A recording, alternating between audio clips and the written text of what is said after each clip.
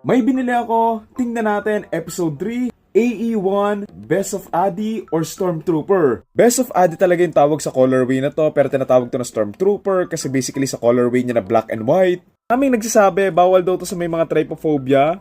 Alam nyo naman kung bakit. 2 beses ko na tong nasuot and okay naman. Nung ginamit ko to, napansin ko agad yung weight nito na medyo mabigat siya. Ramdam na ramdam mo lang yung pagbuhat sa paa mo habang ginagamit mo to.